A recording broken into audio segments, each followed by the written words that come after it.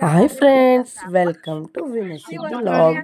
ಇವತ್ತು ಏನು ವಿಚಾರ ತಂದಿದ್ದೀವಿ ಅಂದರೆ, ಗಣಿ ಪ್ರದೇಶ ಅಂತ ಹಳ್ಳಿಗಳಲ್ಲಿ ಯಾವಾಗ ಸೆಲೆಕ್ಟ್ ಆಗಿದ್ದು ಅದ್ರ ಬಗ್ಗೆ ಮಾಹಿತಿನ ನಮ್ಮ ಕೃಷಿ ಇಲಾಖೆ ವತಿಯಿಂದ ಜಲನಯನ ಅವರು ಹಮ್ಮಿಕೊಂಡಿದ್ದಾರೆ ಇಂದು ತಮ್ಮಡಿಹಳ್ಳಿಲಿ. ನೋಡಿ, ಪ್ಲೀಸ್ ಫುಲ್ ವಿಡಿಯೋ ನೋಡಿ, ಪ್ಲೀಸ್ ಸಬ್ಸ್ಕ್ರೈಬ್ ಆಗಿ ಫ್ರೆಂಡ್ಸ್, ಪ್ಲೀಸ್ ಸಪೋರ್ಟ್ ಮಾಡಿ ಪ್ಲೀಸ್. ಈ ಕಾರ್ಯಕ್ರಮ ಯೋಜನೆ ಅಡಿಯಲ್ಲಿ ಇವತ್ತು ಅರಿವು ಮೂಡಿಸುವ ಗ್ರಾಮ ಸಭೆಯನ್ನ ಇಲ್ಲಿ ಹಮ್ಮಿಕೊಳ್ಳಲಾಗಿದೆ. ಈ ಒಂದು ಗ್ರಾಮ ಸಭೆಯಲ್ಲಿ ಮೊದಲನೇದಾಗಿ ದೇವರ ಒಂದು ಪ್ರಾರ್ಥನೆ ಮೂಲಕ ಸಭೆಯನ್ನ ಪ್ರಾರಂಭಿಸೋಣ. ಪ್ರಾರ್ಥನೆ ಪಲ್ಲವಿಯವರು.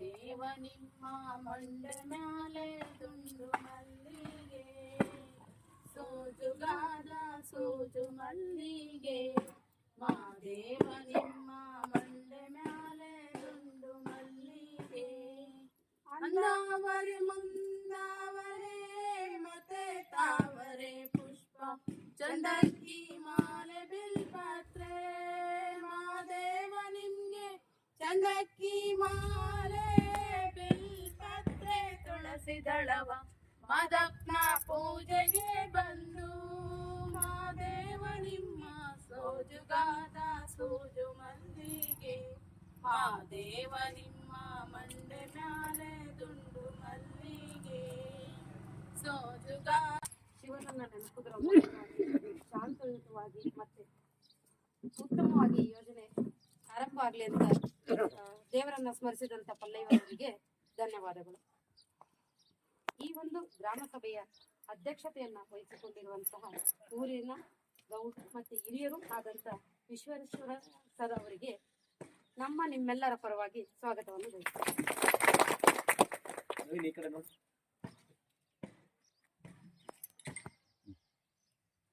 ಅದೇ ರೀತಿಯಾಗಿ ಈ ಒಂದು ಕೃಷಿಯ ಸಭೆಗೆ ತಾಲೂಕಿನ ರೈತ ಸಂಘದ ಅಧ್ಯಕ್ಷರಾದಂತಹ CS ಮಲ್ಲಿಕಾರ್ಜುನ್ ಸರ್ ಅವರು ಸಹ ಈ ಒಂದು ಕಾರ್ಯಕ್ರಮದಲ್ಲಿ ಭಾಗವಹಿಸಿದ್ದಾರೆ. ಅವರಿಗೂ ಸಹ ಸ್ವಾಗತವನ್ನು.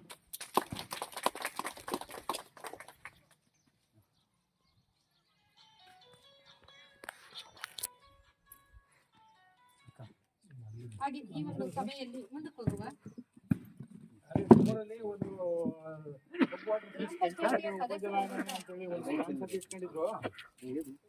ಶ್ರೀಮತಿ ರಾಧಮ್ಮ ಈ ಒಂದು ಸಭೆಯಲ್ಲಿ ಉಪಸ್ಥಿತರಿದ್ದಾರೆ. ಅವರಿಗೂ ಸಹ ಈ ಒಂದು ಯೋಜನೆಯ ಪರವಾಗಿ ಇಲಾಖೆ ಪರವಾಗಿ ಸ್ವಾಗತವನ್ನು.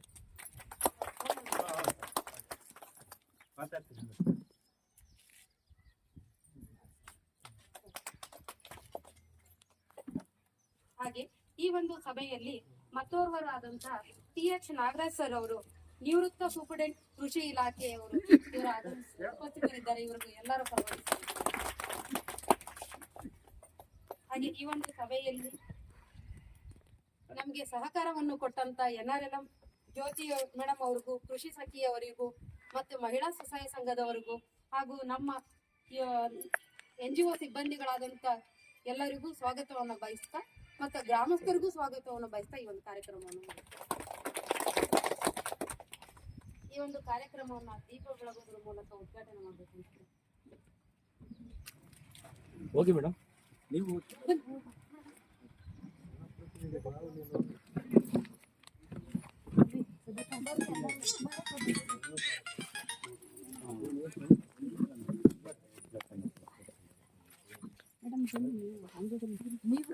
ಮಗು ಮುಖ್ಯ ಎಲ್ಲ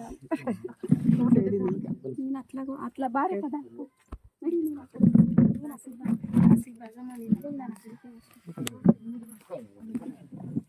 ಮೂಲಕ ಈ ಒಂದು ಸಭೆಯನ್ನ ಉದ್ಘಾಟನೆ ಮಾಡಿದಂತ ವೇದಿಕೆಯ ಸರ್ವರಿಗೂ ಧನ್ಯವಾದಗಳನ್ನ ಹೇಳ್ತಾ ಇದ್ದೀನಿ. ಈ ಒಂದು ಅರಿವು ಮೂಡಿಸುವ ಗ್ರಾಮ ಸಭೆಯ ಕುರಿತು ಪ್ರಾಸ್ತಾವಿಕವಾಗಿ ನಮ್ಮ ತಂಡದ ನಾಯಕರಾದಂತ ದೇವರಾಜ್ ಸರ್ ಅವರು ಮಾತಾಡ್ತಾರೆ.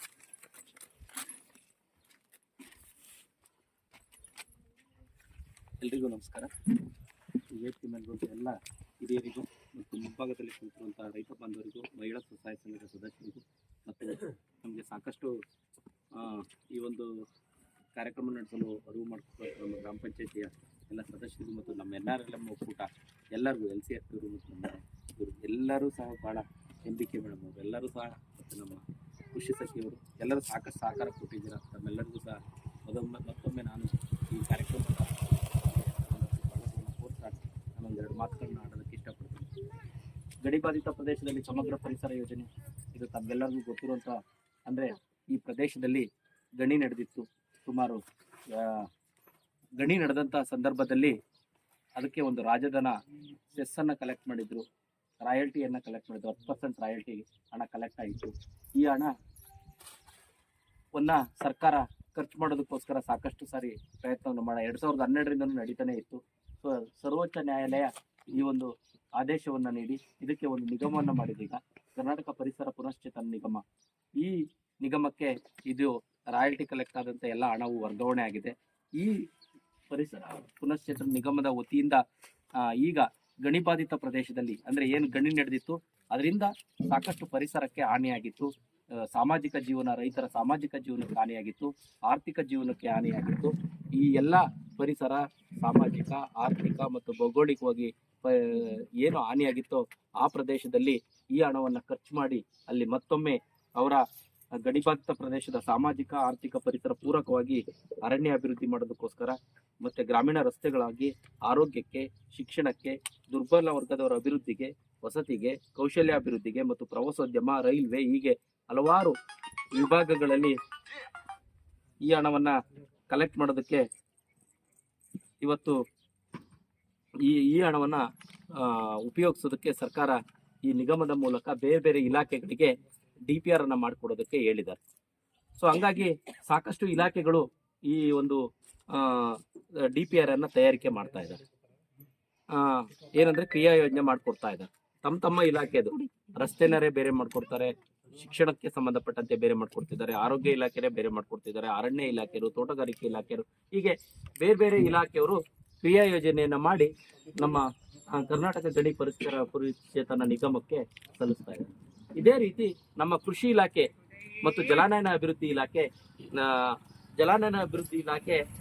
ನಮ್ಮ ಸ್ಟೇಟ್ ಲೆವೆಲ್ ಅಲ್ಲಿ ಇದೆ. ಜಿಲ್ಲೆ ಮತ್ತು ತಾಲೂಕು ಮಟ್ಟದಲ್ಲಿ ಅದರ ಎಲ್ಲ ಅನುಷ್ಠಾನ ಯೋಜನೆಗಳನ್ನು ಪ್ರೋತ್ಸಾಹಿಸಿಲ್ಲ.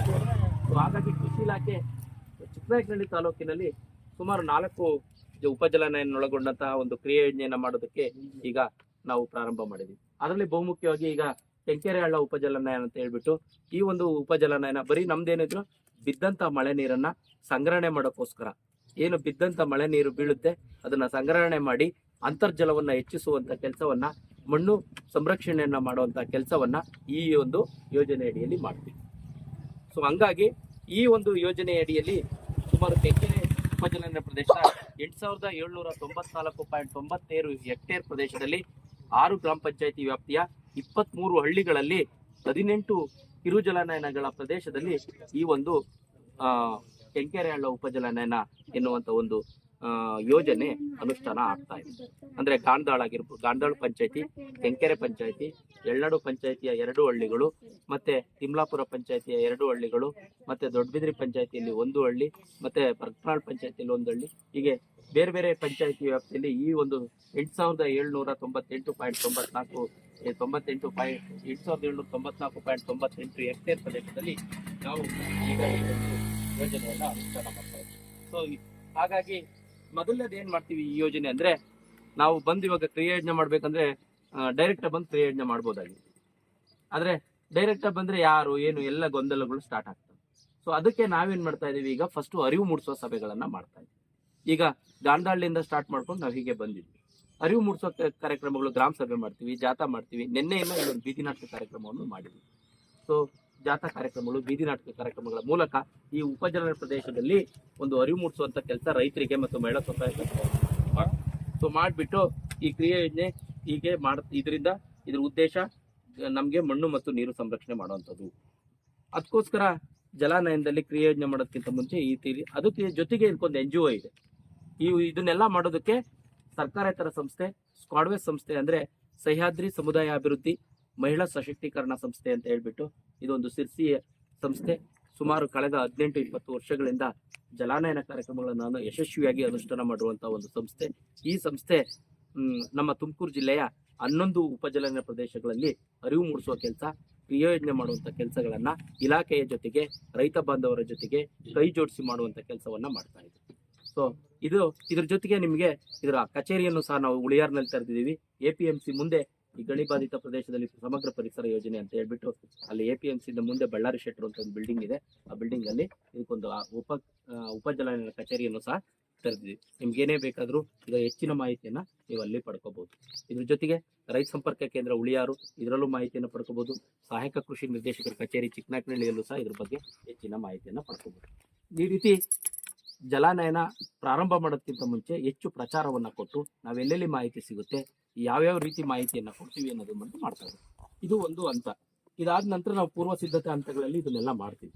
ಇದಾದ್ಮೇಲೆ ಏನ್ ಮಾಡ್ತೀವಿ, ಕ್ರಿಯಾ ಯೋಜನೆಗೆ ಹೋಗ್ತೀವಿ. ಕ್ರಿಯಾ ಯೋಜನೆ ಹೋಗೋದಕ್ಕಿಂತ ಮುಂಚೆ ಏನ್ ಮಾಡ್ತೀವಿ ಅಂತಂದ್ರೆ ಬಳಕೆದಾರರ ಗುಂಪುಗಳು ಅಂತ ರೈತರ ಗುಂಪುಗಳನ್ನ ಮಾಡ್ತೀವಿ. ನಿಮ್ಮ ಭಾಗದಲ್ಲಿ ಇರುವಂತಹ ಕೆರೆ ಕಟ್ಟೆಗಳ ಭಾಗದಲ್ಲಿ ಅಥವಾ ಒಂದು ಹಳ್ಳ ಹರಿಯುವಂತಹ ಭಾಗದಲ್ಲಿ ಎಷ್ಟು ಜನ ರೈತರುಗಳು ಇರ್ತಿರೋ ಅವ್ರನ್ನೆಲ್ಲ ನಾವು ಒಂದು ಒಟ್ಟುಗೂಡಿಸಿ ಒಂದೊಂದು ಬಳಕೆದಾರರ ಗುಂಪುಗಳು ಅಂತ ಹೇಳಿ ಮಾಡ್ತೀವಿ. ಯಾಕೆ ಮಾಡ್ತೀವಿ ಬಳಕೆದಾರರ ಗುಂಪು ಅಂದ್ರೆ ನಿಮ್ಮ ಭಾಗದಲ್ಲಿ ಏನ್ ಬೇಕು, ಈ ಭಾಗದಲ್ಲಿ ಬಿದ್ದಂತ ಮಳೆ ನೀರನ್ನ ಸಂಗ್ರಹಣೆ ಮಾಡೋದಕ್ಕೆ ಏನೇನ್ ಕೆಲಸ ಕಾರ್ಯಗಳನ್ನು ತೆಗೆದುಕೋಬೇಕು ಅಂತ ನಾವ್ ಹೇಳ್ಬಾರ್ದು, ರೈತರೇ ಹೇಳ್ಬೇಕು. ರೈತರೇ ಈ ಕ್ರಿಯಾ ಯೋಜನೆಯಲ್ಲಿ ಪಾಲ್ಗೊಳ್ಬೇಕು ಅಂತ ಹೇಳ್ಬಿಟ್ಟು ನಾವು ಈ ತರ ಬಳಕೆದಾರರ ಗುಂಪುಗಳ ರಚನೆ ಮಾಡ್ತೀವಿ. ಜೊತೆಗೆ ಯಾಕಂದ್ರೆ ಮಹಿಳೆಯರು ಬಹಳ ಇಂಪಾರ್ಟೆಂಟ್. ಮಹಿಳೆಯರು ನೋಡಿ, ಇವಾಗ ಮಹಿಳಾ ಸ್ವಸಹಾಯ ಸಂಘಗಳಲ್ಲಿ ಈ ಒಂದು ಜಲ, ಮಣ್ಣು ಮತ್ತು ನೀರು ಸಂರಕ್ಷಣೆಗೋಸ್ಕರ ಹೆಚ್ಚು ಪ್ರಚಾರವನ್ನ ಕೊಡಿ ಅಂತ ಹೇಳಿ ಸರ್ಕಾರ ಹೇಳ್ತಾರೆ. ಯಾಕಂದ್ರೆ ಮಹಿಳೆಯರು ಸಹ, ಯಾಕಂದ್ರೆ ಅವರು ಸಹ ರೈತರೇನೆ. ಮಹಿಳಾ ಸ್ವಸಹಾಯ ಸಂಘದಲ್ಲಿರೋರು ಹೆಚ್ಚಿನ ಪ್ರಮಾಣದಲ್ಲಿರುವಂತವ್ರು ಅವರು ರೈತರು.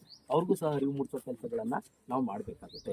ಆಮೇಲೆ ಭೂ ರೈತರಿಗೂ ಸಮೇತ ಈ ಯೋಜನೆಯಲ್ಲಿ ಏನಾದ್ರೂ ಒಂದು ಉಪಯೋಗ ಆಗುವಂತ ಕ್ರಿಯಾ ಯೋಜನೆಯನ್ನ ಮಾಡ್ತೀವಿ. ಈ ರೀತಿ ಟೋಟಲಿ ಭೂಮಿ ಇರೋರ್ಗೂ ಭೂಮಿ ಇಲ್ದವ್ರಿಗೂ ಮಹಿಳಾ ಸ್ವಸಹಾಯ ಸಂಘಕ್ಕೆ ಮತ್ತೆ ರೈತ ಬಾಂಧವರಿಗೆ ಒಳಗೊಂಡಂತ ಒಂದು ಉತ್ತಮ ಕ್ರಿಯಾ ಯೋಜನೆಯನ್ನ ಮಾಡೋದಕ್ಕೆ ನಾವು ಫಸ್ಟ್ ಈ ಒಂದು ಬಳಕೆದಾರರ ಗುಂಪು, ಮಹಿಳಾ ಸ್ವಸಹಾಯ ಸಂಘಗಳ ರಚನೆ. ಮಹಿಳಾ ಸ್ವಸಹಾಯ ಸಂಘಗಳ ರಚನೆ ಅನ್ನಂದ್ರೆ ಮೊದ್ಲೆಲ್ಲ ನಾವೇನ್ ಮಾಡ್ತಿದ್ವಿ, ಹೊಸ ಸಂಘಗಳು ಮಾಡ್ತಿದ್ವಿ. ಆದ್ರೆ ಈಗ ಊರಲ್ಲಿ ಇರೋರೆಲ್ಲ ಸಂಘಗಳು ಇದಾವೆ. ಮತ್ತೆ ಬಂದು ಹೊಸ ಸಂಘ ಮಾಡೋದು ಬೇಡ.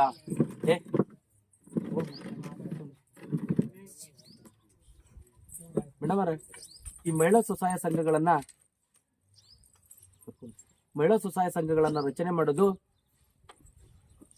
ಉದ್ದೇಶ ಮೊದಲೆಲ್ಲ ನಾವು ಈ ಮಹಿಳಾ ಸ್ವಸಹಾಯ ಸಂಘಗಳನ್ನ ಮಾಡ್ತೀವಿ. ಆದ್ರೆ ಈಗ ಇರುವಂತಹ NRLM ಒಕ್ಕೂಟವನ್ನ ಏನ್ ಹೇಳಿದ್ದಾರೆ ಅಂದ್ರೆ ನಮಗೆ DPR ನಲ್ಲೇ ಕೊಟ್ಟಿದ್ದಾರೆ.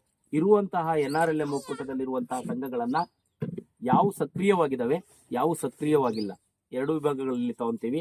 ಸಕ್ರಿಯವಾಗಿರೋ ಸ್ವಸಹಾಯ ಸಂಘಗಳು ಎಷ್ಟು, ಸಕ್ರಿಯವಾಗಿಲ್ಲದ ಸ್ವಸಹಾಯ ಸಂಘ. ಅಕಸ್ಮಾತ್ ಸಕ್ರಿಯವಾಗಿಲ್ಲ ಅಂತಂದ್ರೆ NRLM ಅವರ ಸಹಕಾರದೊಂದಿಗೆ ನಾವು ಸಹ ಇದನ್ನ ಸಕ್ರಿಯ ಮಾಡೋದಕ್ಕೆ ಪ್ರಯತ್ನ ಮಾಡ್ತೀವಿ. ಸಕ್ರಿಯ ಸಂಘಗಳಿಗೂ ತರಬೇತಿ ಕೊಡ್ತೀವಿ, ಸಕ್ರಿಯವಾಗಿಲ್ಲದ ಸಂಘಗಳಿಗೂ ತರಬೇತಿ ಕೊಡ್ತೀವಿ. ಇದ್ರ ಜೊತೆಗೆ NRLM ಒಕ್ಕೂಟಕ್ಕೆ ನಾವು ಬಂದೇ ಇಲ್ಲ, ಇನ್ನು ಹೊರಗೆ ಇದೀವಿ ಅನ್ನೋ ಯಾವ್ದೋ ಸ್ವಸಹಾಯ ಸಂಘ ಇದ್ರೆ ಗ್ರಾಮದಲ್ಲಿ ಅದನ್ನು ತಗೊಂತೀವಿ. ಅದನ್ನ NRLM ಲಿಂಕ್ ಮಾಡ್ತೀವಿ. ಅಕಸ್ಮಾತ್ ನಾವು NRLM ಸಾಕಷ್ಟು ಓಡಾಡಿ ಸರ್ವೆ ಮಾಡಿ ಎಲ್ಲಾ ಸ್ವಸಹಾಯ ಸಂಘ ತರೋದಕ್ಕೆ ಅವ್ರ ಸರ್ವ ಪ್ರಯತ್ನ ಮಾಡಿದ್ದಾರೆ. ಆದ್ರೂ ಸಹ ಕೆಲವರು ಇಲ್ಲ, ನಾವಿನ್ನು NRLM ಒಕ್ಕೂಟಕ್ಕೆ ಸೇರೇ ಇಲ್ಲ ಸರ್ ಅಂದ್ರೆ ಸ್ವಲ್ಪ ಮಾಹಿತಿ ಕೊಡ್ತೀವಿ. ಆಯ್ತು, ಅವ್ರಿಗೂ ಇಲ್ಲ, ಸಂಘನೇ ಮಾಡಿಲ್ಲ, ಇವತ್ತಿನವರೆಗೂ ನಾವು ಸಂಘಕ್ಕೆ ಸೇರಿಲ್ಲ ಸರ್, ನಾವು ಈಗ ಹೊಸ ಸಂಘ ಮಾಡ್ತೀವಿ ಅಂದ್ರೆ ಅಂತರಿಗೆ ಮಾತ್ರ 10 ಜನರಿಂದ ಮೇಲ್ಪಟ್ಟು 20 ಜನದೊಳಗೆ ಇರುವಂತ ಸಂಘವನ್ನು ರಚನೆ ಮಾಡಿ ಕೊಡ್ತೀವಿ. ಇರೋ ಸಂಘ ಗ್ರೇಡಿಂಗ್, ಅದರಲ್ಲೂ ಗ್ರೇಡಿಂಗ್ ಮಾಡಿ ತಗೊಂತೀವಿ. ಗ್ರೇಡಿಂಗ್ ಚೆನ್ನಾಗಿ ಬರಬೇಕು. A grade, B grade, C grade ಅಂತ ಬರುತ್ತೆ. ಗ್ರೇಡ್ ಮಾಡ್ತೀವಿ. ಗ್ರೇಡ್ ಮಾಡಿದ್ವಿ ಸ್ವಸಹಾಯ ಸಂಘಗಳಲ್ಲಿ A ಗ್ರೇಡ್ ಸ್ವಸಹಾಯ ಮೊದಲೆಲ್ಲ A ಗ್ರೇಡ್ ತಗೊಂತಿದ್ವಿ. ಆದ್ರೆ ಈಗ A ಮಾಡ್ತೀವಿ. B ಇದ್ದವ್ರಿಗೂ ಮಾಹಿತಿ ಕೊಟ್ಟು B ಗ್ರೇಡ್ ಮಾಡ್ತೀವಿ. ಸೊ ಈ ರೀತಿ ಸ್ವಸಹಾಯ ಸಂಘಗಳ ಆಯ್ಕೆಯನ್ನು ಸಹ ನಾವು ಮಾಡ್ಕೊಂತೀವಿ ಇದನ್ನ. ಆದ್ರೆ ಇದಕ್ಕೆಲ್ಲ ಸ್ಪಷ್ಟ ಆದೇಶ ಇದೆ. ಏನಾಗಿದೆ ಅಂದ್ರೆ ಭೂ ಸಂಪನ್ಮೂಲ ಇಲಾಖೆಗೆ ಈಗ ಕೃಷಿ ಇಲಾಖೆ ಮತ್ತು NRLM ಎಲ್ಲ ಜೊತೆಗೆ ಇರೋದು. ಸೊ ಹಂಗಾಗಿ NRLMನವರ ಸಹಕಾರದೊಂದಿಗೆ NRLM ಒಕ್ಕೂಟ ಏನೇನು ಕ್ರಿಯಾ ಯೋಜನೆ ಮಾಡುತ್ತೆ ಅದನ್ನು ಹೊರತುಪಡಿಸಿ ಅವ್ರಿಗೇನಾದ್ರೂ ಅನುದಾನ ಬೇಕು ಅಂತಂದ್ರೆ ಈ ಕ್ರಿಯಾ ಯೋಜನೆಯಲ್ಲಿ ನಾವು ಒಳಪಡಿಸ್ತೀವಿ. ಸೊ ಇದಿಷ್ಟು ಈ ಸಮುದಾಯಾಧಾರಿತ ಗುಂಪುಗಳ ರಚನೆಯನ್ನ ಮಾಡ್ತೀವಿ. ಇದ್ರ ಜೊತೆಗೆ ಒಂದು ಪಂಚಾಯತಿ ಅಧ್ಯಕ್ಷರ ಅಧ್ಯಕ್ಷತೆಯಲ್ಲಿ ಒಂದು ಕಾರ್ಯಕಾರಿ ಸಮಿತಿಯನ್ನು ರಚನೆ ಆಗುತ್ತೆ. ಮಹಿಳಾ ಸಂಘದಿಂದ, ಬಳಕೆದಾರರ ಗುಂಪಿನಿಂದ ಸದಸ್ಯನ, ಗ್ರಾಮ ಪಂಚಾಯತಿಯಿಂದ 2 ಜನ, ಮಹಿಳಾ ಸಂಘದಿಂದ 4 ಜನ, ರೈತರ ಗುಂಪಿನಿಂದ ಒಂದು 4-5 ಜನ, ಒಟ್ಟು 5 ಜನ, 11 ರಿಂದ 15 ಜನರನ್ನು ಒಳಗೊಂಡಂತ ಒಂದು ಕಾರ್ಯಕಾರಿ ಸಮಿತಿ ಸಮೇತ ಈ ಒಂದು ಉಪಜಲಾನಯನಕ್ಕೆ ಪಂಚಾಯತಿ ವ್ಯವಸ್ಥೆಯಲ್ಲಿ ಆಗುತ್ತೆ. ಸೊ ಈ ರೀತಿ 3 ಹಂತದ ಗುಂಪುಗಳನ್ನು ರಚನೆ ಮಾಡಿ ಅವ್ರಿಗೆ 1 ಹಂತದ ತರಬೇತಿಗಳನ್ನು ಕೊಟ್ಟು ಸೊ ಕ್ರಿಯಾ ಯೋಜನೆಯನ್ನ ಪ್ರಾರಂಭ ಮಾಡ್ತೀವಿ. ಅದಕ್ಕೂ ಮುಂಚೆ ಇನ್ನೊಂದು ಕುಟುಂಬ ಸಮೀಕ್ಷೆ ಮಾಡಿಸ್ತೀವಿ. ಪ್ರತಿ ಮನೇನೂ ಮೇಡಮ್ ಅದು ಕೊಡಿ ಸರ್, ವಿಡಿಯೋ ಪ್ರತಿ ಮನೆಯನ್ನು ನಾವು ಕುಟುಂಬ ಸಮೀಕ್ಷೆಯನ್ನು ಮಾಡಿಸ್ತೀವಿ.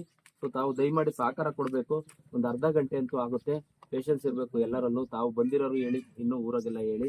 ಇದರೊಳಗೆ ಪ್ರತಿಯೊಂದು ನಿಮ್ಮ ಮನೆಯ ಒಂದು ರೀತಿಯ ಈಗಿರುವಂಥ ವಾಸ್ತವ ಸ್ಥಿತಿ ಏನಿದೆಯೋ ಅದಷ್ಟು ಇದರಲ್ಲಿ ನಮೂದಿ ಆಗುತ್ತೆ. ಇದನ್ನೆಲ್ಲೂ ಕೊಡಲ್ಲ, ನಮ್ಮ ಯೋಜನೆಗಾಗಿನೇ ನಾವು ಸಿದ್ಧಪಡಿಸ್ಕೊಡೋದು. ಕೃಷಿ ಇಲಾಖೆಯಲ್ಲಿ ನಮ್ಮ ವೆಬ್ಸೈಟಲ್ಲಿ ಇದನ್ನು ಹಾಕ್ಕೊಡ್ತೀವಿ. ಸೊ ಇದರಲ್ಲಿ ಕುಟುಂಬದ ಮುಖ್ಯಸ್ಥರ ಡೀಟೇಲ್ ಇರುತ್ತೆ, ಬ್ಯಾಂಕ್ ಅಕೌಂಟ್ ನಂಬರು ಇರುತ್ತೆ. ದಯವಿಟ್ಟು ಕೊಡಿ, ಏನು ಸಮಸ್ಯೆ ಇಲ್ಲ.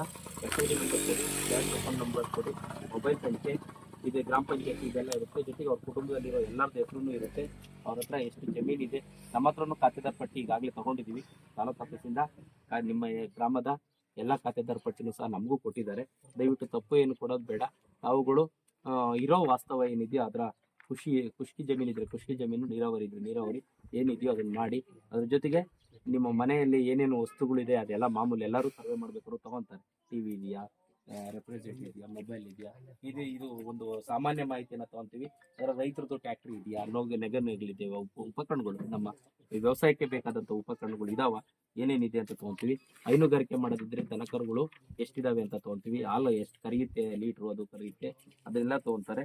ಜೊತೆಗೆ ನರೇಗಾದಲ್ಲಿ ಕೆಲಸ ಮಾಡಿದರೆ ಎಷ್ಟು ದಿನ ಕೆಲಸ ಮಾಡಿದ್ದೀರಾ, ಅಥವಾ ನಿಮ್ಮ ಜಮೀನಲ್ಲಿ ಕೂಲಿ ಎಷ್ಟು ದಿನ ಮಾಡ್ತೀರಾ, ಕೂಲಿ ಹೋದ್ರೆ ಎಷ್ಟು ದಿನದ್ದು ಕೂಲಿ ಕೆಲಸಕ್ಕೆ ಹೋಗ್ತೀರಾ, ಇದನ್ನೆಲ್ಲ ಮಾಹಿತಿನ ಮಾಡ್ತೀವಿ. ವಲಸೆ ಹೋಗೋದಿದ್ರೆ ಇಲ್ಲಿಂದ ಬೇರೆ ಕಡೆ ಯಾರಾದರೂ ಕುಟುಂಬಗಳು ವಲಸೆ ಹೋಗಿ 3-4 ತಿಂಗಳು 5 ತಿಂಗಳು ವಲಸೆ ಹೋಗಿ ಅಲ್ಲಿಂದ ಮತ್ತೆ ವಾಪಸ್ ಬರ್ತಾವಲ್ಲ, ಆ ಥರದ್ದು ಏನಾನ ಇದ್ರೂ ತೊಗೊತೀವಿ. ಸೊ ಹಿಡುವಳಿ, ನೆಕ್ಸ್ಟ್ ಭೂಮಿಯಲ್ಲಿ ಏನು ಬೆಳಿತೀರಾ, ಯಾವ್ಯಾವ ಎಷ್ಟು ಇಳುವರಿ ಬರುತ್ತೆ, ಅದನ್ನು ಎಲ್ಲಿ ಮಾರಾಟ ಮಾಡ್ತೀರಾ, ಅದಕ್ಕೆ ಏನು ಗೊಬ್ಬರ ಬೆಳೆಸ್ತೀರಾ, ಎಷ್ಟು ಜನ ಕೂಲಿ ಕಾರ್ಮಿಕರನ್ನು ತೊಗೊತೀರಾ, ಈ ರೀತಿ ಎಲ್ಲ ವಿವರಣೆಯನ್ನು ಒಳಗೊಂಡಂತೆ ಈ ಪುಸ್ತಕದಲ್ಲಿ ನಮೂದಾಗಿರುತ್ತೆ. ಆಮೇಲೆ ಗೊಬ್ಬರ, ಸಾವಯವ ಗೊಬ್ಬರ ಎಷ್ಟು ಹಾಕ್ತೀರಾ, ಜೈವಿಕ ಗೊಬ್ಬರ ಎಷ್ಟು ಹಾಕ್ತೀರಾ, ಈ ರೀತಿ ಇದೆಲ್ಲ ಇರುತ್ತೆ. ಇದ್ರ ಜೊತೆಗೆ ಸಾಲ ಮಾಡಿದ್ರು ಸಮೇತ ಇರುತ್ತೆ. ನೀವು ಯಾವುದಾದ್ರೂ ಬ್ಯಾಂಕಲ್ಲಿ ಸಾಲ ಮಾಡಿದ್ದೀರಾ, ಎಷ್ಟು ಸಾಲ ಮಾಡಿದ್ದೀರಾ, ಸ್ವಸಹಾಯ ಸಂಘದಲ್ಲಿ ಎಷ್ಟು ಮಾಡಿದ್ದೀರಾ, ಈ ರೀತಿ ಎಲ್ಲ ಇದು ಇರುತ್ತೆ. ಮತ್ತೆ ಭೂಮಿಯಲ್ಲಿ ಹಾಲಿರುವ ರಚನೆಗಳು, ಏನಾದರೂ ನಿಮ್ಮ ಭೂಮಿಯಲ್ಲಿ ಈಗ ಬದು ಎಷ್ಟು ಏನಾದರೂ NRIಜಾಗ ಹಾಕೊಂಡಿದ್ರೆ, ಬದುಗಳು ಹಾಕೊಂಡಿದ್ರೆ, ಈಗ ಎಷ್ಟು ಬದುಗಳು ಇದಾವೆ, ಎಷ್ಟು ಕೃಷಿ ಹೊಂಡ ಇದೆ, ಕೃಷಿ ಹೊಂಡ ಏನಾದರೂ ಮಾಡ್ಕೊಂಡಿದ್ರೆ ಅದೆಲ್ಲವೂ ಹಾಲಿ ಇರುತ್ತೆ. ನಿಮ್ಮ ಹೊಲ ಪಕ್ಕದಲ್ಲಿ ಏನಾದರೂ ಚೆಕ್ ಡ್ಯಾಮ್ ಇದ್ರೆ, ನಿಮ್ಮ ಹೊಲ ಪಕ್ಕದಲ್ಲಿ ಏನಾದರೂ ಈ ಕಟ್ಟೆಗಳಿದ್ರೆ ಅದನ್ನ ದಯವಿಟ್ಟು ಬರೆಸ್ರಿ. ಹಾಲಿ ಇರುವ ಭೂ ರಚನೆಗಳನ್ನ ಸಮೇತ ಬರೆಸ್ರಿ. ಮತ್ತೆ ಗಿಡ ಮರಗಳು, ಹಾಲಿ ನಿಮ್ಮಲ್ಲಿ ತೆಂಗಿನ ಗಿಡ ಎಷ್ಟಿದೆ, ಸುತ್ತ ಗಿಡಗಳು ಎಷ್ಟಿದಾವೆ, ಫಾರೆಸ್ಟ್ ಗಿಡ ಎಷ್ಟಿದೆ, ಇದನ್ನು ಸಮೇತ ತಗೊಳ್ತಾರೆ. ಇದೆಲ್ಲದ್ರ ನನ್ನ ಜೊತೆಗೆ ಇದಿಷ್ಟು ಈ ಮಾಹಿತಿ ಇರುತ್ತೆ. ಇದ್ರ ಜೊತೆಗೆ ಗಣಿಗಾರಿಕೆ ಮಾಡೋದಕ್ಕಿಂತ ಮುಂಚೆ, ಇಲ್ಲಿ ಗಣಿ ಮಾಡಿರಲ್ಲ, ಅದಕ್ಕೂ ಮುಂಚೆ ಇಲ್ಲಿ ಏನು ಪರಿಸ್ಥಿತಿ ಇತ್ತು, ಗಣಿ ಬರೋದಕ್ಕಿಂತ ಮುಂಚೆ ಏನು ಸ್ಥಿತಿ ಇತ್ತು, ಗಣಿ ಬಂದಾದ್ಮೇಲೆ ಏನು ಪರಿಸ್ಥಿತಿ ಪರಿಣಾಮ ಆಯಿತು ಅನ್ನೋದ್ರ ಬಗ್ಗೆನೂ ಸಹ ಇದರಲ್ಲಿ ವಿವರಣೆ ತಗೊಂತಾರೆ. ಇರ್ಬೋದು. ಸಪೋಸ್ ಮೊದಲೆಲ್ಲ ಇಳುವರಿ ಜಾಸ್ತಿ ಆಗ್ತಿತ್ತು, ಈಗ ಇಳುವರಿ ಕಡಿಮೆ ಆಗ್ತಿದೆ.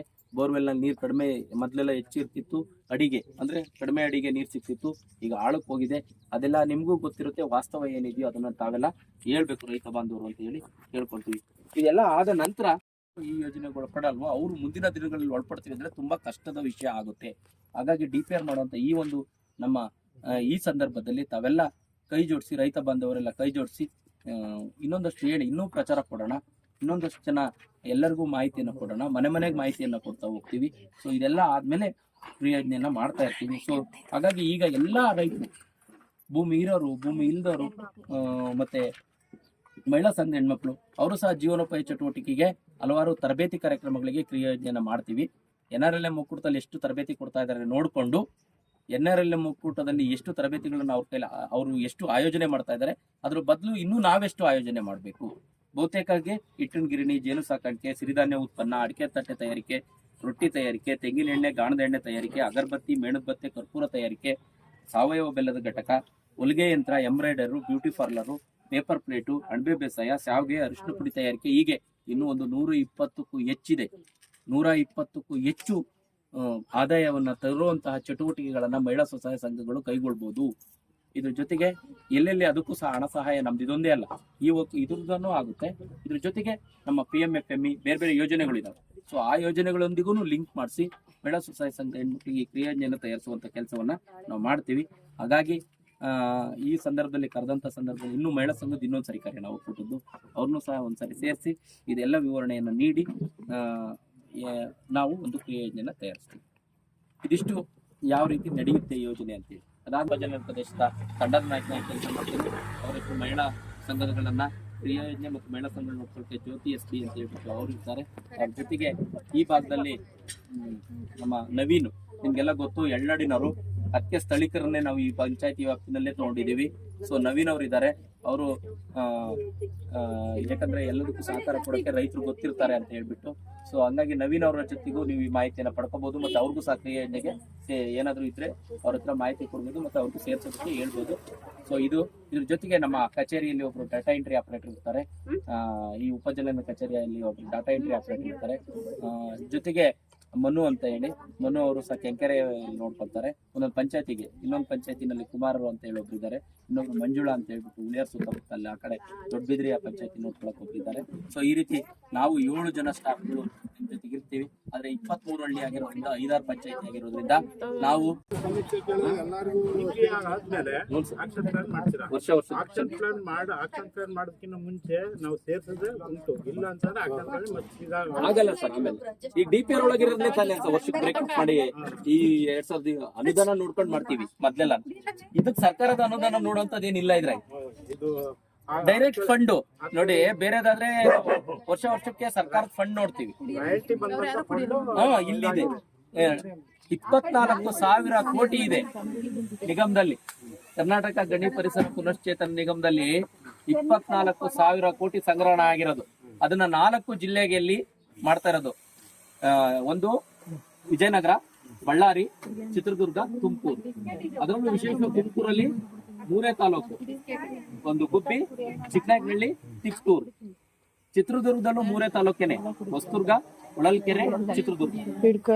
ಎಲ್ಲಿ ಗಡಿ ಸುತ್ತಮುತ್ತ ಇರುವಂತ ತಾಲೂಕ್ ಮಾತ್ರ. ಅಂದ್ರೆ ಈಗ ಬಂದಂತವ್ರು ನಮ್ಮ ಪರಿಚಯದಿಂದ ನೀವು 10 ಜನ ತಿಳ್ಕೊಂಡು 10 ಜನರಿಗೆ ಹೇಳಿ ಮತ್ತೆ ಈ ಗ್ರಾಮದಲ್ಲಿ ನಾವು ಬರ್ತೀವಿ ಅಂತ, ಮತ್ತೆ ಇಲ್ಲಿ ಯಾರ್ಯಾರನ್ನ ಮತ್ತೆ ರೈತರನ್ನ ಎಷ್ಟು ಸರಿ ಹಂತದಲ್ಲಿ ನಾವು ಕರಿತೀವಿ ಅನ್ನೋದರ ಬಗ್ಗೆ, ಯೋಜನೆಯ ಬಗ್ಗೆ ಬಹಳಷ್ಟು ವಿವರವಾಗಿ ತಿಳಿಸಿದ್ದಾರೆ. ಅವರಿಗೆ ನಿಮ್ಮೆಲ್ಲರ ಪರವಾಗಿ ಧನ್ಯವಾದಗಳನ್ನ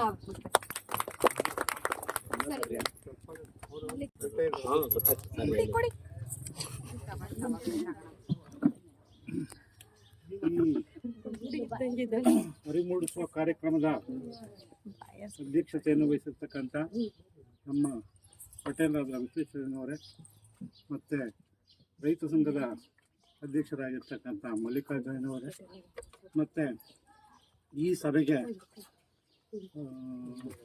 ಸಂಘಗಳಲ್ಲಿ ಅರಿವು ಮೂಡಿಸುವ ಸಂಘಗಳು ಅಂದರೆ ಆದಾಯೋತ್ಪನ್ನ ಚಟುವಟಿಕೆಗಳು ಮಾತ್ರ ಸೀಮಿತರಾಗಬಾರ್ದು. ಆದಾಯೋತ್ಪನ್ನ ಚಟುವಟಿಕೆಗಳು ಅಂತಂದರೆ ಬರೀ ಸಂಘ ಮಾಡ್ಕೊಂಬಿಟ್ಟು ಇದು ಮಾಡೋದು ಕಾಣೋದಲ್ಲ. ಅದರಿಂದ ಭಾಳ ಅನುಕೂಲತೆ ಪಡ್ಕೋಬೇಕಾದ್ರೆ ಮತ್ತು ರೈತರಿಗೂ ಭಾಳ ಮುಖ್ಯವಾದ ಕಾರ್ಯಕ್ರಮ ಇದು. ಯಾಕೆಂದರೆ ಒಂದು RCBC ಇರ್ಬೋದು, ಒಂದು ಚೆಕ್ ಡ್ಯಾಮ್ ಇರ್ಬೋದು, ಒಂದು ನಾಲಾ ಬಂಡ್ ಇರ್ಬೋದು, ಯಾವುದೇ ಕಾರ್ಯಕ್ರಮ ಅನ್ಕೋಬೋದು ಅಂದರೆ ಮೊದಲನೇದಾಗಿ ಒಂದು ಆ್ಯಕ್ಷನ್ ಪ್ಲ್ಯಾನ್ ಅಂತ ಮಾಡ್ತಾರೆ. ಆ್ಯಕ್ಷನ್ ಪ್ಲ್ಯಾನ್ನಲ್ಲಿ ನೀವು ಮೊದಲಿಗೆ ಆ್ಯಕ್ಷನ್ ಪ್ಲ್ಯಾನಲ್ಲಿ ನಿಮ್ಮ ಹೆಸರು ಮತ್ತು ನೋಂದಣಿಯನ್ನು ಮಾಡಿಸ್ಬೇಕಾಗುತ್ತೆ. ಆ ನೋಂದಣಿಯನ್ನು ಮಾಡಿಸಿ ನೀವು ನಿಮ್ಮ ರೈತರು ಹೊಲದಲ್ಲೇ ಆಗಲಿ ಅಥವಾ ಇನ್ನೊಂದು ಇದರಲ್ಲೇ ಆಗಲಿ ಅದು ಕೆಂಕೆರೆ ಜಲಾನಯನ ಅಭಿವೃದ್ಧಿ ಒಂದು ಕಾರ್ಯಕ್ರಮದ ಅಧ್ಯಕ್ಷತೆಯನ್ನು ವಹಿಸಿರ್ತಕ್ಕಂಥ ಅಧ್ಯಕ್ಷರೇ, ಈ ಒಂದು ಕಾರ್ಯಕ್ರಮದ ಎಲ್ಲ ಆಯೋಜಕರೇ ಮತ್ತು ಈ ಒಂದು ಕಾರ್ಯಕ್ರಮಕ್ಕೆ ಆಗಮಿಸಿರ್ತಕ್ಕಂಥ ಎಲ್ಲ ಮಹಿಳಾ ಸ್ವಸಹಾಯ ಸಂಘದ ಎಲ್ಲ ಮಹಿಳೆಯರೇ, ಹಾಗೂ ಈ ಗ್ರಾಮದ ಗೌರವಾನ್ವಿತ ಎಲ್ಲ ನಾಗರಿಕ ರೈತ ಬಂಧುಗಳು, ಇವತ್ತು ಈ ಒಂದು ಜಲಾನಯನ ಅಭಿವೃದ್ಧಿ ಕಾರ್ಯಕ್ರಮ ಈ ಗ್ರಾಮದಲ್ಲಿ ಯಾಕಾಗೈತೆ ಅನ್ನೋದು ಮುಖ್ಯ. ಮತ್ತು ನಮ್ಮ ರಾಜ್ಯದ 3 ಜಿಲ್ಲೆಗಳಿಗೆ ಒಂದು ಆಯ್ಕೆ ಮಾಡಿರೋದು ಯಾಕೆ, ಈ ಯಾಕೆ ಆಯ್ಕೆ ಮಾಡ್ತಿರೋದು ಕೂಡ ಇವತ್ತು ನಾವು ಈ ರೈತರು ಉಪಯೋಗ ಪಡ್ಕೋಬೇಕಾಗಿದೆ. ಯಾಕಪ್ಪ ಅಂತಂದ್ರೆ ಸರ್ಕಾರ ಆಯೋಜನೆ ಮಾಡಿದೆ. ಇವತ್ತು ಹೇಳಿದ್ರು ಎಲ್ಲ ಮನೆಗೆ ಹೋಗಿ ಎಲ್ಲ ಮಾಡ್ಬೇಕು ಅಂತ.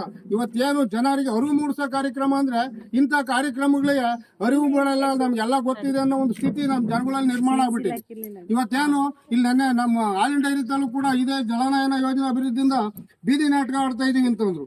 ಬೀದಿ ನಾಟಕದವ್ರು ಬಂದವ್ರು ಅಂತ ಬಿಟ್ರೆ ನಮ್ಗೆ ಅರಿವು ಮೂಡ್ಸಕ್ ಬಂದವ್ರು ಇವರು ಏನೋ ಒಂದು ರೀತಿ ಆಗ್ಬಿಟ್ಟೈತಿ. ಬೀದಿ ನಾಟಕ ಅಂತಂದ್ರೆ ಯಾರೋ ಬಂದು ಏನೋ ಮಾಡ್ಕೊಂಡು ಹೋಗ್ಬಿಟ್ರಲ್ಲ, ಹಂಗೆ ಇವ್ರು ಏನೋ ಬಂದವ್ರ ಅಂತ ಜನ ತಿಳ್ಕೊಳ್ಳೋ ಅಂತ ಒಂದು ಸ್ಥಿತಿ ನಿರ್ಮಾಣ ಆಗಿದೆ. ಇವ್ರು ಯಾಕೆ ಬಂದವ್ರೆ, ನಮ್ಗೆ ಅರಿವು ಯಾಕೆ ಮೂಡಿಸ್ತಾ ಇದ್ದಾರೆ, ಇದನ್ನ ಉಪಯೋಗ ನಾವು ಯಾವ ರೀತಿ ಪಡ್ಕೋಬೇಕು. ಈ ನಮ್ಮ ಭೂಮಿಲೇ ಆಗಲಿ, ಈಗ ನಮಗೆ ತೋಟಕ್ಕೆ ಉದಿ ಬದಬೇಕು, ಈ ಕೃಷಿ ಹೈನುಗಾರಿಕೆ ಇವೆರಡು ಒಂದು ರೀತಿ ಒಂದು ಮುಖಕ್ಕೆ ನಾಣ್ಯ ಇದ್ದಂಗೆ. ತೋಟಗಾರಿಕೆ ಇಲಾಖೆ ಮತ್ತೆ ಕೃಷಿ ಎರಡು ಹೊಂದ್ಕೊಂತವೆ. ಕೃಷಿಲಿ ಹೊಂದಿಕೆ ಆಗಲ್ಲ.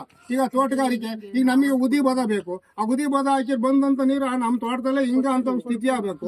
ಆ ತೋಟದಲ್ಲೇ ಹಿಂಗೆ ನಮ್ಮ ಬೋರಲ್ಲಿ ಇದ್ದದ್ದು ಆ ಬೋರ್ಗೆ ನೀರಿನ ಡೆವಲಪ್ಮೆಂಟ್ ಆಗುತ್ತೆ. ಅದೇ ರೀತಿ ಕೃಷಿ ಇಲಾಖೆಗೆ ಇರುತ್ತೆ. ಈ ಕೃಷಿ ಇಲಾಖೆಗೆ ಇವ್ರು ಹೇಳ್ದಂಗೆ ಇವತ್ತು ಕೃಷಿ ಅನ್ನೋದು ಸತ್ತೋಗ್ಬಿಟ್ಟಿದೆ. ಇವತ್ತು ಯಾಕೆ ಸತ್ತೋಗಿದೆ ಅಂತಂದ್ರೆ ಈ ಮಳೆ ಆಶ್ರಯದಿಂದಲೇ. ಇವತ್ತು ಏನಾದ್ರು ಮಳೆ ಬಂದು ರೈತರಿಗೆ ಅನುಕೂಲ ಆಗಬೇಕು ಅಂತಂದ್ರೆ ಈ ಕೃಷಿಯಿಂದಲೇ ಆಗಬೇಕು. ಇವತ್ತು ಕೃಷಿ ಎಲ್ಲ ಇದೆಂದ ಒಂದು ಒಂದನೇ ವರ್ಷ ಸಂಪೂರ್ಣ ಬರಗಾಲ ಬಂದು ಹೋಯ್ತು. ಈ ಬರಗಾಲ ಬಂದಂತ ಪರಿಸ್ಥಿತಿಯಲ್ಲಿ ಕೃಷಿ ನಂಬಿಕೊಂಡಿರ್ತಕ್ಕಂಥ ರೈತರು ಏನಾಗಬೇಕು, ಎಲ್ಲ ಸತ್ತೋಗಂತ ಒಂದು ಸ್ಥಿತಿ ನಿರ್ಮಾಣ ಆಗ್ಬಿಟ್ಟಿದೆ. ಇವತ್ತು ನಮ್ಮ ಸಾರ ಬೆಳೆದಂಗೆ ಇವತ್ತೇನು ಈ ಗಣಿ ಭಾಗದಲ್ಲಿ ಆಗಿದೆಯೋ ಈ ಭಾಗದಲ್ಲಿ ನಮ್ಮೂರಿಗೆ, ಇದು ನಮ್ಮೂರು ಗುಡ್ಡ ಹತ್ತಿರ, ಅದರಿಂದ ಈ ನಮ್ಮೂರು ಆಯ್ಕೆ ಆಗಿದೆ. ಅದರಿಂದ ಇವತ್ತು ಗ್ರಾಮ ಪಂಚಾಯತಿ ಮಟ್ಟದಿಂದ ಎಲ್ಲ ಇಲಾಖೆಯಿಂದಲೂ ಸಹಕಾರ ಸಿಗ್ತಾ ಇದೆ. ಅದು ಇದಲ್ಲ, ತೋಟಗಾರಿಕೆ ಇರಬಹುದು, ಕೃಷಿ ಇರಬಹುದು, ಜಲಾನಯನ ಇರಬಹುದು, ಬೇರೆ ಬೇರೆ ಎಲ್ಲ ರೀತಿಯ ಸಹಕಾರವನ್ನು ಸರ್ಕಾರ ಇವತ್ತು ರೈತರಿಗಾಗಿ ಕೊಡ್ತಾ ಇದೆ. ಆದರೆ ಅದು ನೇರವಾಗಿ ರೈತರಿಗೆ ತಲುಪ್ತಾ ಇಲ್ಲ. ಯಾಕೆಂದ್ರೆ ಈ ತೋಟಗಾರಿಕೆ ಇಲಾಖೆಗೆ ಯಾರು ಅಧಿಕಾರಿಗಳು ಸಂಪರ್ಕ ಇರುತ್ತೋ, ಅಧಿಕಾರಿಗಳು ಹೊಂದಾಣಿಕೆ ಇರುತ್ತೋ, ಅಧಿಕಾರಿಗಳು ಹತ್ರ ಇರ್ತಾರೋ ಅಂಥವ್ರಿಗೆ ಮಾತ್ರ ಅದೊಂದು ಯೋಜನೆ ಎಲ್ಲವೂ ಸಿಗ್ತಾ ಇರ್ತವೆ. ಈ ಬೇರೆಯವ್ರಿಗೆ ಇಲ್ಲಿ ತೋಟಗಾರಿಕೆ ಇಲಾಖೆಗೆ ಆ ತೋಟಗಾರಿಕೆ ಇಲಾಖೆಗೂ ಒಂದೊಂದು ಸಂಘಟನೆಗಳು ಇರ್ತವೆ. ಈಗ ಇವತ್ತು ನಾನು ಕರ್ನಾಟಕ ರಾಜ್ಯ ರೈತ ಸಂಘ ಅಂದ್ರೆ ನಾನು ಒಂದು ಇಲಾಖೆಗೆ ಅಲ್ಲಿ ಒಂದು ಅಧಿಕಾರಿಗೆ ಸೀಮಿತ ಅಲ್ಲ. ಇಡೀ ರಾಜ್ಯದ ದೇಶದ ಎಲ್ಲ ರೈತರ ಪರವಾಗಿ 45 ವರ್ಷದಿಂದ ಹೋರಾಟ ಮಾಡ್ಕೊಂಬತ್ತಾ ಇರೋದು ಈ ಕರ್ನಾಟಕ ರಾಜ್ಯ ರೈತ.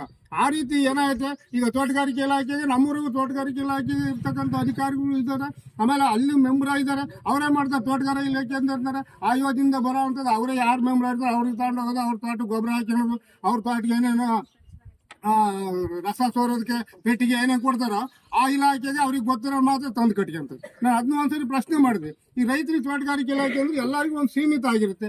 ಅವ್ರೇ ಮಾಡಬೇಕು. ಒಂದು ಈಗ ನೀವು ಮಹಿಳಾ ಸ್ವಸಹಾಯ ಸಂಘದಲ್ಲಿ ಇರ್ತೀರಾ, ಈ ಸಂಬಂಧಪಟ್ಟ ಅಧಿಕಾರಿಗಳಾಗಿರ್ತೀರಾ, ಈಗ ನೀವು ಹತ್ರ ಇದ್ದಾಗ ಅದೆಲ್ಲ ಇವ್ರಿಗೆ ಯೋಜನೆ ತಲುಪಬೇಕು, ಯೋಜನೆ ಹೇಳ್ಬೇಕು ನೀವು. ಅದು ಆ ಯೋಜನೆ ಇದ್ದದಿಗೆ ಸೀಮಿತ ಆಗಿರುತ್ತೆ. ನೀವು ಯಾರೋ ಬಂದ್ಬಿಟ್ಟು ಇಲ್ಲಿ 3 ಜನ ಇವ್ ಪಲ್ಲವಿಗ ಇವ್ರಿಗೆ ಗೊತ್ತಿರೋರಿಗೆ ಹೇಳೋಗ್ಬಿಟ್ರೆ ಬೇರೆಯವ್ರಿಗೆ ಹೆಂಗ್ ಸಿಕ್ಕುತ್ತೆ? ನೀವು 3 ಜನ ಸೀಮಿತ ಆಗಿರೋರು ಹೇಳ್ಕೊಡು, ಸೀಮಿತ ಇಲ್ದರಿಗೂ ಕೂಡ ಹೋಗಿ ಈ ರೀತಿ ನಿಮ್ಮ ಊರಿಗೆ ಆಯ್ಕೆ ಆಗಿದೆ. ಸೀಮಿತ ಗೊತ್ತಿರೋರಿಗೇನೆ ನಮ್ಗೆ ಇವರೆಲ್ಲ ಗೊತ್ತಿರ್ತಾರೆ, ಎಲ್ಲರೂ ಸಿಕ್ತಾಗ ಹೇಳ್ಬಿಡ್ತಾರೆ, ಮಲ್ಲಿಕಣ್ಣ ಒಬ್ಬನಿಗೆ ಹೇಳಿದ್ರೆ ಸಾಕು ಎಲ್ಲರಿಗೂ ಸಿಕ್ತಂಗೆ ಅಂತ. ಅದಾಗಬಾರ್ದು.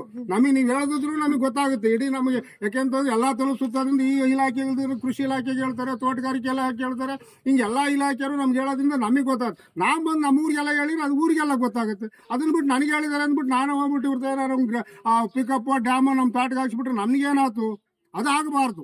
ನಾನು ಬಂದು ಇಲ್ಲಿ ಊರಾಗಿದ್ದಾರೆ ಅಂತಂದ್ರೆ ಸುಮಾರು ಮಲ್ಲಿಕಣ್ಣ ಗೊತ್ತಾದ್ರು ಒಂದು 20 ಜನಕಾರ ಅದು ಅನುಕೂಲ ಮಾಡ್ಬೇಕು. ಹಿಂಗೆ ಯೋಜನೆ ಐತೆ, ನಿಮ್ಮ ಇದಕ್ಕೆ ತಗ್ಗೈತೆ, ಅಲ್ಲಿಗೊಂದು ಉದಿ ಬದ ಬರ್ಸ್ರಿ, ಅಲ್ಲಿಗೊಂದು ಪಿಕಪ್ ಡ್ಯಾಮ್ ಬರ್ಸ್ರಿ, ಇಲ್ಲಿಗೊಂದು ಯೋಜನೆ ಮಾಡ್ರಿ, ಇಲ್ಲಿ ನಮ್ಮೂರಿಗೊಂದು ಕಲ್ಯಾಣ ಬೇಕು. ಹಿಂಗೆ ಎಲ್ಲ ಯೋಜನೆಗಳಿಗೂ ಕೂಡ ಜನ ಅದನ್ನ ಆಯ್ಕೆ ಮಾಡ್ಕೊಳ್ಳೋ ಅಂತ ಒಂದು ಸ್ಥಿತಿ ನಮ್ಮಲ್ಲಿ ಆಗಬೇಕು. ಅದನ್ನಕ್ಕೂ ಕೂಡ ಜನರು ಕೂಡ ಅಷ್ಟೇ, ನಮ್ಮೂರಿಗೆ ಈ ರಾತ್ರಿ ಬಂದಿದೆ, ನಾನು ಮುಂದೆ ನಾವು ಹೋಗ್ಬೇಕು ಅಂತ. ನಾವು ಯಾಕೆ ಹೇಳ್ತೀವಿ ಇದನ್ನ ಅಂತಂದ್ರೆ, ನಾವು ಯಾವುದೇ ಒಂದು ಮೊನ್ನೆ ಹಾಲಿನ ಡೈರಿ ಮುಂದೆ ಹೈನುಗಾರಿಕೆ ಬಗ್ಗೆ ಹೇಳ್ಬೇಕು ಅಂತಂದ್ರೆ ಹಾಲಿನ ದರ ಕಮ್ಮಿ ಆಯ್ತು, ಹಾಲಿನ ರೇಟ್ ಕಮ್ಮಿ ಆಯ್ತು, ಅನುದಾನ ದುಡ್ಡು ಸರ್ಕಾರ ಹಾಕಿಲ್ಲ, 6,200 ಕೋಟಿ. ಹಾಲಿನ ದರ 26-22 ರೂಪಾಯಿ ದುಡ್ಡು ಬಂದಿದೆ. ಇಡೀ ಈ ಭಾಗದ ಎಲ್ಲ ಡೈರಿಗಳಿಗೂ ಕೂಡ ನಾವು ಪಾಂಪ್ಲೆಟ್ಸ್ ಮಾಡಿಸ್ಕೊಂಡು ನಮ್ಮ ಖರ್ಚು ಇಟ್ಕೊಂಡು ನಾವು ಪೆಟ್ರೋಲ್ ಹಾಕಿ ಎಲ್ಲ ಡೈರಿಗಳಿಗೆ ಹೋಗಿ ಬರ್ರಿ KMF ಡೈರಿ ಮುಂದೆ ಹೋರಾಟ ಮಾಡೋಣ, ಈ ಸರ್ಕಾರಕ್ಕೆ ಒಂದು ಸ್ವಲ್ಪ ಎಚ್ಚರಿಕೆ ಮೂಡಿಸೋಣ. ರೈತರು ಇವತ್ತು ನಮ್ಮ ನೀರ 28 ರೂಪಾಯಿ ಒಂದು ಲೀಟ್ರಿಗೆ, ಹಾಲು 26 ರೂಪಾಯಿ ಕೊಡ್ತಾ ಇದ್ದೀವಿ, ಕೇಳಂಬರ್ರಿ ಅಂತಂದ್ರೆ ನಾವು ರೈತ ಸಂಘ ಟವಲ್ ಹಾಕೊಂಡ್ರೆ ಹೋಗಿ MD ಆಫೀಸ್ನಾಗ ಕರೆದು ವಿಚಾರ ಮಾಡಿದ್ಬಿಟ್ರೆ ಹಾಲಾಕ ಉತ್ಪಾದಕರಾಗಲಿ ಹಾಲಾಕ ರೈತರಾಗಲಿ ಯಾವ ಊರಿನವರು ಸುಮಾರು ಇಲ್ಲ 40 ಡೈರಿಗೆ ಹೋಗಿ ಬಂದಿದ್ದೀವಿ ನಾವು. ಬರ್ರಿ ಎಲ್ಲ ಒಂದು 5-5 ಜನ ಕೇಳೋಣ ಯಾಕೆ ಮಾಡಬಾರ್ದು ಅಂತ. ಆದರೂ ಕೂಡ ಅವ್ರು ಬರಲಿ ಬಿಡಲಿ ನಮ್ಮ ಹೋರಾಟ ನಿರಂತರ ಇದ್ದದ್ದೇ. ಆದರೂ ಕೂಡ ನಾವು ಮಾಡೋದೇ ಆ ಒಂದು ವಾರದಾಗ ಸುಮಾರು 5 ತಿಂಗಳು ಅನುದಾನ ದುಡ್ಡು ಹಾಕಿರು. ಈಗ ಬಡ್ಜೆಟ್ನಲ್ಲಿ ಹಾಲಿನ ರೇಟ್ ಜಾಸ್ತಿ ಮಾಡ್ತೀವಿ ಅಂತ ಹೇಳಿದ್ದಾರೆ. ಅದೇನೋ ತಗೊಂಡವ್ರಿಗೆ 5 ರೂಪಾಯಿ ಸಿದ್ದರಾಮಯ್ಯ ಮಾಡ್ತೀವಿ ಅಂತ ಹೇಳಿದ್ದಾರೆ. ಅದೇನಾದ್ರು ಮಾಡಲಿ, ಆ ಸರ್ಕಾರದಿಂದ ಬಿಡುಗಡೆ ಆದಂತಹ ಹಣ, ಸರ್ಕಾರದಿಂದ ಬಂದಂಥ ಸವಲತ್ತುಗಳನ್ನು ರೈತರು ನೇರವಾಗಿ ಪಡ್ಕೊಳ್ಳೋ ಅಂತ ಒಂದು ಸ್ಥಿತಿಗೆ ನಾವು ಎಲ್ಲಿಂದ ತಕ ಬರಲ್ವೋ ಅಲ್ಲಿ ತಕ ನಾವು ರೈತರಂತೂ ಉದ್ಧಾರ ಆಗಲ್ಲ. ಆಮೇಲೆ ಮೇಲೆ ಇನ್ನೊಂದೇನಿದೆ, ಸರ್ಕಾರದ ವಿರುದ್ಧ ನಾವು ರೈತರು ನಮ್ಗಿಂಥದ್ದು ಬೇಕೇ ಬೇಕು, ನಮ್ಮ ಊರಿಗಿಂಥದ್ದು ಆಗಲೇಬೇಕು ಅಂತೇಳಿ ಜನಪ್ರತಿನಿಧಿಗಳು ಕೂಡ ಹಿಡಿದು ನಾವು ಕೇಳೋ ಅಂತ ಒಂದು ಸ್ಥಿತಿ ನಿರ್ಮಾಣ ಆಗದೇ ಇದ್ರೆ ನಮ್ಮೂರು ನಮ್ಮ ಕ್ಷೇತ್ರ ಯಾವುದೂ ಕೂಡ ಉದ್ಧಾರ ಆಗಲ್ಲ. ಅದಕ್ಕೆ ಇವತ್ತು ನೀವೆಲ್ಲ ಇಲ್ಲೇನು ಬಂದಿದ್ದೀರಾ, ಇವೆಲ್ಲ ನೀವೇ ಬಂದಿದ್ದೀರ ಅರಿವು ಮೂಡಿಸೋರು. ನೀವಾಗಿ ನಿಮ್ಮ ಮನೆಯವರಿಗೆ ಅರಿವು ಮೂಡಿಸ್ಬೇಕು. ಈಗ ಹಂಗಾಗ್ಬಿಟ್ಟೈತಿ. ಈಗ ಗಂಡಸರು ಬಂದ್ರೆ ಅವ್ರಿಗಂತ ಅರಿವು ಮೂಡೋದು, ನೀವೇ ಅರಿವು ಮೂಡಿಸ್ಬೇಕು ಅಂತಂದ್ರೆ ಅವ್ರು ಯಾವ ರೀತಿ ಅರಿವು ಮೂಡಿಸ್ತೀರಾ ಅದಂತೂ ನಮಗೆ ಗೊತ್ತಿಲ್ಲ. ನಾವಂತೂ ಅದನ್ನ ಹೇಳ್ತೀವಿ. ಅದಕ್ಕೆ ಇವತ್ತು ಗಣಿ ಭಾಗದ ಇಲ್ಲಿ ಇರ್ತಕ್ಕಂಥ ಏನಿದೆಯೋ ಅದು ಹೈನುಗಾರಿಕೆಗೂ ಆಗಬೇಕು. ಈಗ ರಬ್ಬರು ಇದು ಏನು ಆಳ್ಕರೆ ಮಿಷನ್ನು ಮತ್ತು ಹಸು ನಡಿಕಾಕದು. ಇವತ್ತು ಹೈನುಗಾರಿಕೆ ಕೃಷಿ ಎರಡನ್ನೂ ಬಿಟ್ಟು ಜನ ಹೈನುಗಾರಿಕೆ ವಿರುದ್ಧ ಹೋಗ್ಬಿಟ್ಟಿದ್ದಾರೆ. ಯಾಕೆಂದ್ರೆ ಇವತ್ತಿಂದೇನು ಎಳ್ನೀರು ಕುಡಿಯಕ್ಕೆ ನೀ ಎಳ್ನೀರಿಲ್ಲ. ಈಗ ಕೊಬ್ಬರಿ ರೇಟ್ 20,000 ಐತೆ, ಕಾಯಿನ ರೇಟ್ 50 ರೂಪಾಯಿ ಇದೆ, ಎಳ್ಳಿನ ರೇಟ್ 50 ಆಗಿದೆ. ಇವತ್ತು ಮನೆಗಳಿಗೆ ಎಳ್ನೀರಿಲ್ಲ ಅಂತಂದ್ರೆ ಏನಾಯ್ತು ಅಂತಂದ್ರೆ ಜೀವನ ಮಾಡೋ ಒಂದು ಪರಿಸ್ಥಿತಿಗೆ ಇವತ್ತೆಲ್ಲರೂ ಕೂಡ ಹೈನುಗಾರಿಕೆ ಇದ್ದಾರೆ. ಯಾರ ಮನೆಗಾರ ನೋಡಿ 4 ಹಸ 8 ಹಸ 10 ಹಸ, ಅದು ಕೂಡ ಬೂಸ ಹಿಂಡಿ ರೇಟು ಹಾಲು ಹುಲ್ಲಿಗೆ ಸರಿಯಾಗುತ್ತೆ, ಆದರೂ ಕೂಡ ಅದ್ರಾಗಾರ ಜೀವನ ಮಾಡ್ಬೋದಲ್ಲ ಅಂತ ಒಂದು ಪರಿಸ್ಥಿತಿಗೆ ಇವತ್ತೆಲ್ಲರೂ ಕೂಡ ಹೈನುಗಾರಿಕೆ ಬಗ್ಗೆ ಎಲ್ಲ ರೈತರು ನಿಂತ್ಬಿಟ್ಟಿದ್ದಾರೆ. ಅದಕ್ಕೀಗ ಅದ್ರ ಬಗ್ಗೆ ಏನಿದೆ ನೀವು ಅದು ಬರೋಲ್ಲ ಸರ್, ನಿಮಗೆ ಮ್ಯಾಟು ಅದು ಬರುತ್ತಾ? ಅದು ನೀವು ಹೆಚ್ಚಿನದಾಗಿ ನಾವೇನು ಹೇಳ್ತೀವಿ, ಆ ರಬ್ಬರ್ ಮ್ಯಾಟ್ ಇರ್ಬೋದು, ಹಾಲು ಕಡೆ 5, 6, 10 ಹಸುಗಳಿದ್ದಂಥ ಒಂದು ರೈತರಿಗೆ ಒಂದು ಹಾಲು ಕರೆಯೋ ಮಿಷನ್. ಈಗ ನಮ್ಮದು ಬೆಳಗ್ಗೆ ಟೈಮ್ 22 ಆಗುತ್ತೆ, ಈಗ ನಾವು ಒಂದೊಂದು ದಿವಸ ಕರಿಯಾಕೆ ಒಂದು ಸಾಕೊಂಡಂಗೆ ಆಗುತ್ತೆ. ಅವಾಗ ಏನಾದ್ರು ಒಂದು ನಿಮ್ಗೆ ಅಡಿಕಾಕೆ ಮ್ಯಾಟು ಮತ್ತೆ ಮಿಷನ್ಗಳು ಕೊಟ್ಟರೆ ಏನೋ ಇದರಿಂದ ಕೊಡ್ತಾರೆ ಅನ್ನೋ ಒಂದು ಯೋಜನೆಗಳನ್ನು ರೂಪಿಸ್ಬೇಕು. ಅದು ನೀವು ಕೂಡ ಅಷ್ಟೇ, ನೀವೇನು ಮನೆಗೆ ಹೋದಂತ ಸಂದರ್ಭದಲ್ಲಿ ರೈತರಿಗೆ ಯಾವ್ದು ಹೆಚ್ಚಿಂದ ಬೇಕೋ ಅದನ್ನ, ಈಗ ಹಸುಗಳು ಇರ್ತವೆ ಅವರಿಗೆ ಮಿಷನ್ ಇಲ್ಲ ರಬ್ಬರ್ ಅಡಿಕಾಕಂತದ್ದು ಬರ್ಕೊಂಬರ್ರಿ. ಅವರಿಗೆ ಜಮೀನು ಕೃಷಿ ಹೊಂಡ ಮಾಡಕ್ಕೆ ಉದಿ ಬದಲಾಯಿಸಕ್ಕೆ ಜಮೀನು ಇಲ್ದಂತ ಸಂದರ್ಭದಲ್ಲಿ ಇದ್ದವರಿಗೆ ಇರೋಂಥ ಯೋಜನೆಗಳನ್ನ ಕೊಡಬೇಕು. ಅವ್ರ ಮನೆಗೆ ಏನೋ ಒಂದು ಮಾಡೋ ಅಂತ ಯೋಜನೆಗಳು ಇದ್ದವರಿಗೆ ಆ ಯೋಜನೆ ಬರ್ಕೊಂಡ್ಬರ್ಬೇಕು. ಈಗ ನಮಗೆ ಅನುಕೂಲ ಪಡ್ಕೋಣ ಅಂತಾರು ನಾವೆಲ್ಲ ಪಡ್ಕೊಂತೀವಿ. ಅದಕ್ಕೆ ಇವತ್ತೇನು ಇದೆಯಾ ಈ ಭಾಗಕ್ಕೆ ಅಷ್ಟನ್ನು ಕೂಡ ಸವಲತ್ತುಗಳನ್ನು ಈ ನಮ್ಮ ತುಮಕೂರು ಜಿಲ್ಲೆಗೆ ಈ ಸಹಾಯರು ಏನಿದಾರೋ ಅವ್ರು ಇನ್ನೊಂದ್ಸರಿ ಜನಗಳಿಗೆ ಅರಿವು ಮೂಡಿಸಿ ಹೆಚ್ಚಿನದಾಗಿ ಸ್ವಲ್ಪ ಜನ ಸೇರ್ಸೋ ಅಂತ ಒಂದು ಕೆಲಸನೂ ಮಾಡೋದು. ನಾನು ಇವತ್ತು ಉಳಿಯಾರಿಗೆ ಹೋಗೋಣ ಅಂತ ಬಂದು ಆದ್ರೆ ನನಗಿದೇನು ಅರಿವು ಮೂಡಿಸೋ ಕಾರ್ಯಕ್ರಮ ನಮ್ಗೆ ಏನು ಗೊತ್ತಿರಲಿಲ್ಲ. ನಮ್ಗೆ ಅರಿವು ಮೂಡಿಸಿದ್ರೆ ಒಂಥರ ಆಗೋದು, ನಮ್ಗೆ ಅರಿವು ಮೂಡಿಸೋ ಅಂತವ್ರಿಗೆ ಗೊತ್ತಿಲ್ಲದ ನೀವು ಅರಿವು ಮೂಡಿಸೋದು ಹೆಂಗೆ ಮೂಡಿಸ್ತೀರಾ ಅನ್ನೋದು ನಮ್ಗೊಂದು ಪ್ರಶ್ನೆ ಆಗಿರುತ್ತೆ ಅಲ್ವರಾ. ಈಗ ನಾನು ಇಲ್ಲಿವರೆಗೆ